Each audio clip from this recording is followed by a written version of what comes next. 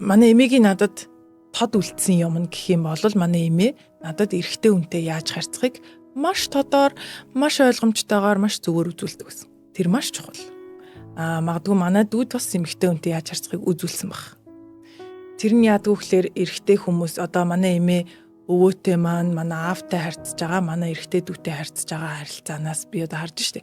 Эрэгтэй хүнийг ингэж хүндлэн буцаагаад эрэгтэй хүн чамтай ингэж ингэх ёстой гэдэг юмыг надад хэлэхгүй шүү дээ. Ингээ шүү гэж хэлэхгүй мэдээж харуулна. Үлгэрлэж штэ.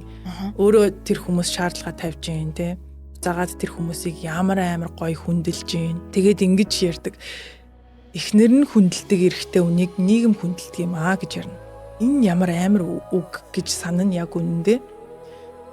Тэгэхээр одоо жишээ нь юу гэдэг чинь би нөхөртэй олох ч юм уу, найз залуутай болоход ч тэр энэ айгүй чухал ахгүй юу? Эрэгтэй хүнтэй яаж харьцах? Эрэгтэй хүүхдэд эмэгтэй хүнтэй яаж харьцах вэ гэдэг амар чухал зүйл. Тэ?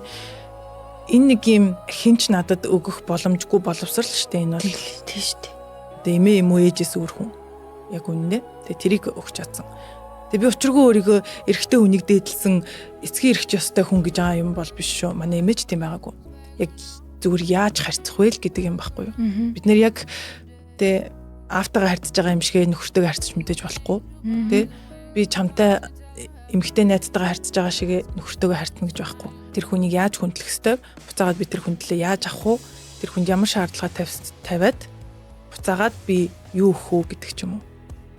Тэр айгуу тод үлдсэн. Зориг дутагдах мөчүүд хин нэгний түүхэл чамайг төшдөг. Subscribe хийгээд 7 хоног бүр хамтдаа шин түүх сонсцгоё.